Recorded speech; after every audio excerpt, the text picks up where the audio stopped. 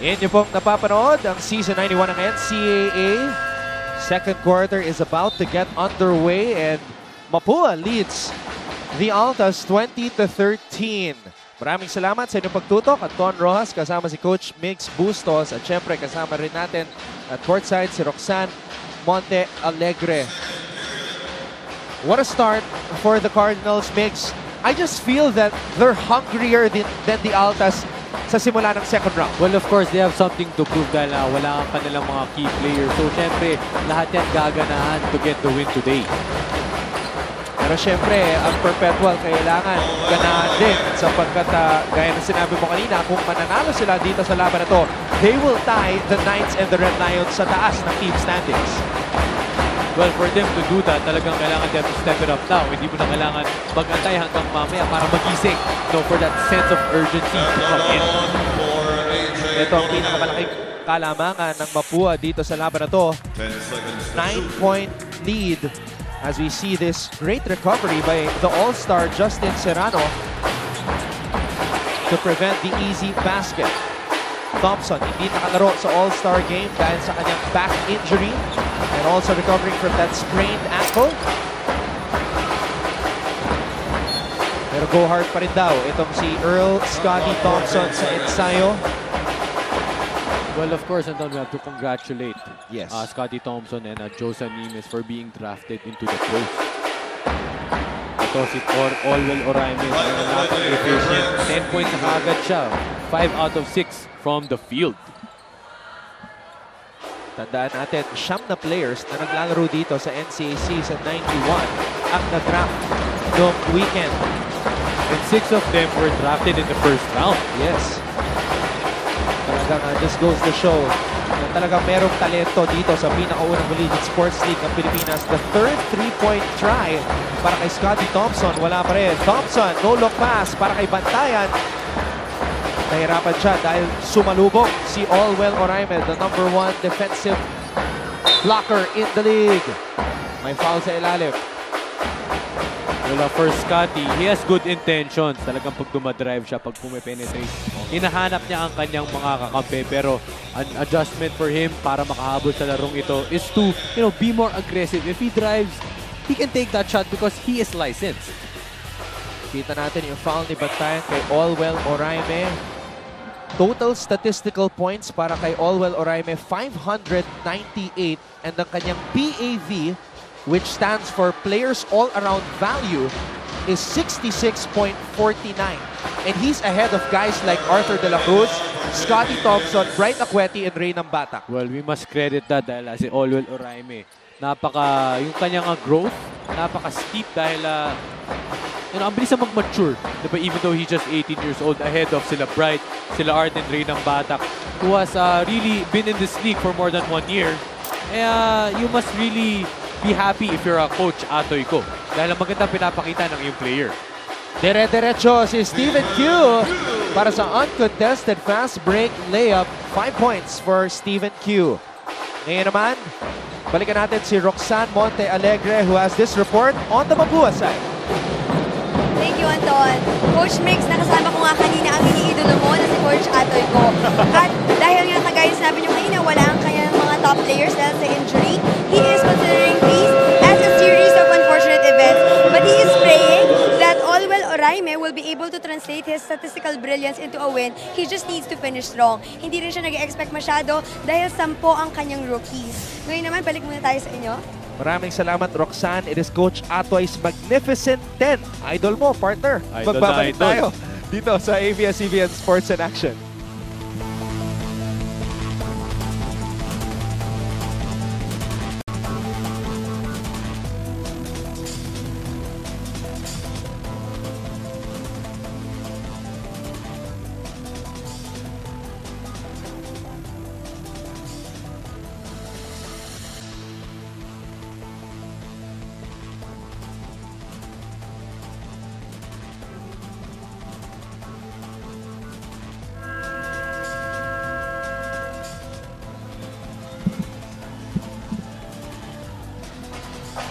Inyo pong natuto ngayon ang arena sa lungsod ng San Juan. It has been a Another eventful day for basketball dito sa Season 91 ng NCAA. Kanina nanalo ang JRU kontra sa Arellano in double overtime, 114-112. At ito nga yung mga players na hindi pa rin naglalaro para sa Mapua, Mix. Well, if you're the Cardinals at mga taga-suporta at fans nila, talagang comeback, please.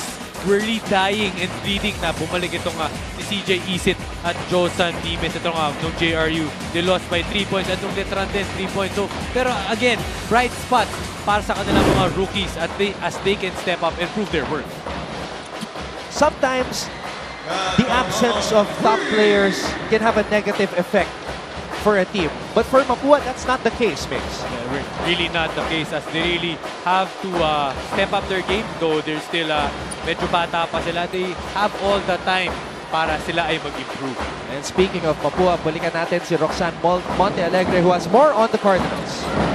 Yes, Anton. Kanina, napakaganda rin ang sinabi ni Coach Atoy ko na personal dream talaga niya na makapag-coach sa isang collegiate team kagaya ng NCAA. Dahil ito ay isang opportunity for him to develop good players na hindi kagaya sa mga professional leagues na papakawalan mo kapag hindi maganda ang performance. Dito ay talagang mababago niya para sa ikabubuti ng players yun. Anton? Maraming salamat, Roxanne. This is the 3rd season para kay Coach Atoy ko bilang head coach ng kanyang alma mater, which is Mapua. Of course, Atoy ko was the former MVP of the NCAA way back in 1971. At ito yung 3-pointer kanina ni Gab Dagangon at sinagot naman ni Menina his first basket of the game. At para sa mga players, nakaka-inspire din ang maglaro para sa isang legend katulad ni Atoy ko. Oh, totoo yun. Kasi syempre, those are the types of players. Diba sila Coach Atoy, Coach Jerry, Coach Verhel, that you grew up watching, or even, not even you, even your parents grew up watching. So, there are really big shoes to fill. And talagang, they must really feel so blessed dahil legend yung nagtuturo sa kanila. So, for Coach Atoy, talaga, he never stops teaching. He makes sure that the kids never stop learning. And look at the score, 31-16. It's a 15-point lead for the team of Coach Atoy ko. Pero Migs, you know all about this. Mapua has been there before. Yes, it's really a matter of execution. Yun lang talaga. Talagang kailangan nila i-hold yung kanilang kalamangan. Kailangan lang nila to be mature more on decision making. Ayaw nila na maulit yung nangyayari sa kanila kontra sa JRU. Now for Perpetual, who is not really a team that is good when it comes to three-point shooting, how do you come back in this game? They're dead last pagdating sa three-point shooting. Well, it's just really about defense and they have to involve Bright Akueti more. Even though Thompson involves his teammates, pero for the Perpetual, si Bright ang #1 asset mo pagdating sa paint. And they have to get back in transition defenses like these. Mapua just blowing out the Altas, and Bright Akueti looks like he's calling to be replaced in this game. Well, the body language says it all. He's not really being involved in the offense. Yun nga, kailangan get him more involved. Kailangan magkaroon pa siya ng mas maraming touches. Tumatawag siya ng timeout. Actually, humihingi siya ng timeout kay Coach Lester at Coach Arik. Baka merong iniindang injury itong si Mr. Brightside. 0 for 2 from the field ngayong araw. Balikan natin itong fast break play na ito. It's a fast play of the game brought to you by Smart Live, the Smart Life. Justin Serrano, 4 na puntos dito sa laban na to. Now, Mark Branya is one of the veterans also on this Mapua side. He's a bruiser. Played for Rizal Technological University with Jericho Cruz before transferring to Mapua.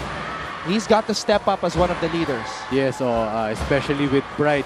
No, maaga pa in this game, pwede siyang pumutok anytime. So with the presence of Mark Branya, the body checking, yung physicality, he must bring it inside the court. Di pa rin nilalabas, Min, si Mr. Brightside, and he's just cruising right now. He was walking before he drove, at ngayon tumitingin siya sa ating officials. Something is not right here. 34-18, lamang ang Mapua. Well, he's walking down the court and kailangan talaga, kailangan ganahan pa. Malayo-layo pa to. Ayan na, narinig yata tayo. Here comes Mr. Brightside. Bright Aguete. Parang may on and off switch itong si Bright Aguete. Parang may headset din yata siya. Parang narinig din tayo ni Bright. Well, for him, it just has to be in a consistent basis, no? It has to start with body language, running up and down in defenses. Kasi siya yung asset dyan eh. Now, Mapua's playing without an import, without Oraime, so they must take advantage of that situation. Coronel, umatake, masyadong malakas. Tapingan ng bola, Coronel recovers the basketball. Stephen Q, hounding Thompson. Thompson misfiring again from beyond the arc. Menina, cross-court pass. Dagagon, naagaw. Pinasa kay Aguete. Aguete with a slam dunk! Mr. Brightside puts it down. What a throwdown! Bright Aguete, talagang double headset. Ito si Bright Aguete, sabi na, we're gonna prove you guys wrong. 36-22, hahabulin natin to. Why wasn't he in the dunk contest? I would have loved to see him in the dunk contest. Yep. Ito na. Dagangon, the third leading scorer sa panig ng Perpetual. Mintes mula sa labas. Q. Pinasa kay Branya. Binalik kay Q. Q umikot, pinasa kay Serrano. Serrano over Mr. Brightside. Harap-harapan.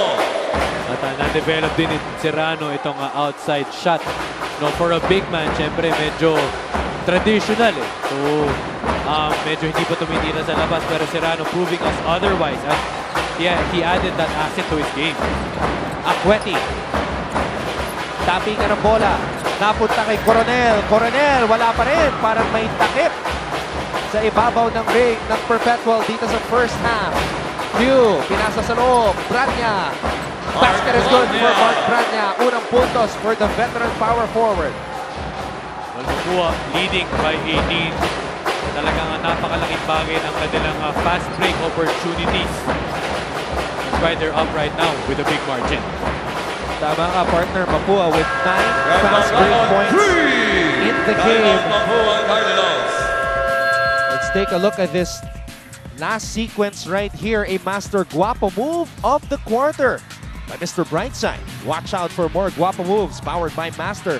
Sikreto ng mga Guapo. 15-point lead para sa Mapua. Magbabalik po ang NCAA Season 91. Ilabas ang galing.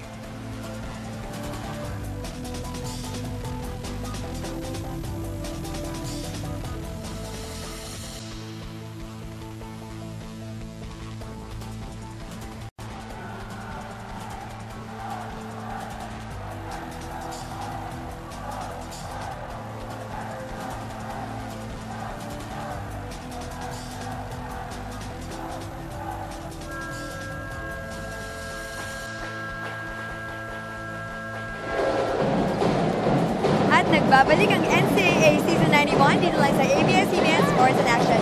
Mga pamilya, ang daming wala ngayon sa Mapua. Kaya mamaya huwag niyong palalampasin. Kasi makikita niyo na si Josan Nimes. Yan, isa sa mga pinakamagaling na players. Kaya lang abangan natin ngayon. Ngayon naman, balik tayo kay Anton, Coach Mick. Maraming salamat, Roxanne. Abangan natin yan. Josan Nimes. Nakakamiss na rin eh. Panoorin itong si Josan Nimes, one of the bright stars dito sa Season 91 ng NCAA. Also a player that was drafted in the first round ng professional rank. So congratulations also to Josan and everybody else na nakamit ang kanilang mga pangarap. And Biteng knocks it down. Bukas pa ba yung back Mix?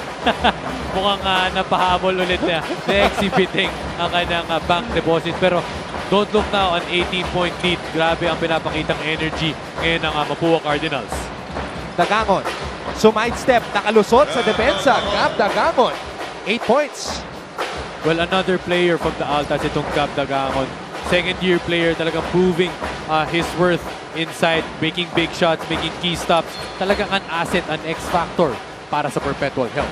Siya talaga yung pangatlong score para sa panig ng Altas, averaging 12 points per contest. At ito yung strong move ni Mark Branya, brought to you by Smart. Live the Smart life. Siya ang pinaka-veterano dito sa panig ng Mapua, itong si Mark Branya. And it's nice to see him back in action after missing a couple of games due to a back injury. Biting, tumira na naman sa labas. Ezekiel Biting, the go signal to shoot. Back to back by XC Biting. Talagang buenas itong si Biting ngayong game na to. Number 1 pagdating sa 3-point field goal percentage ang Mapua. At happy si Patricia Oliveros dahil lamang ang kanyang koponan. Pero hirit naman ni Miko. Let's show him the fury of the South. The Las Piñas boys.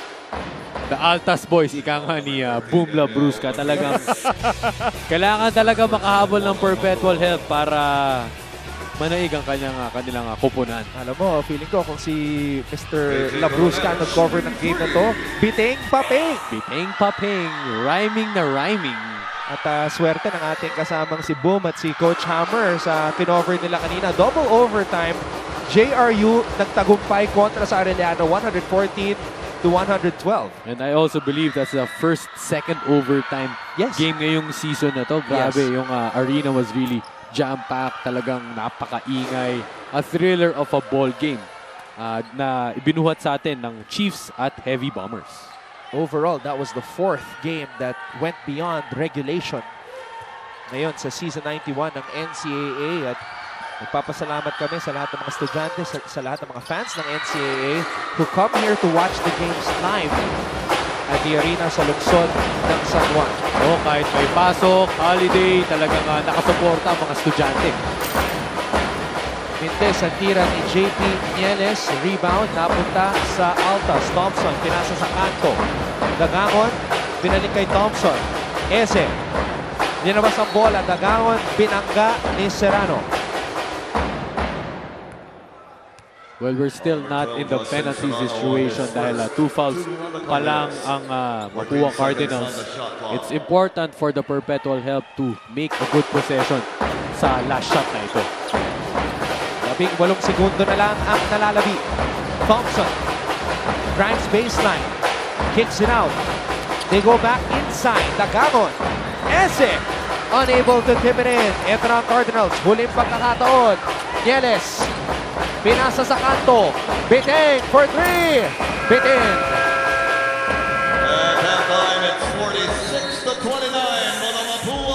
What an intense first half. We saw a lot of highlights just like this dunk mula kay Mr. Brightside. Isa pang anggulo, pang poster na dakdak mula kay Bright Aqueti. Pero ito naman ang sagot ng Mapua Cardinals. Isang bank shot.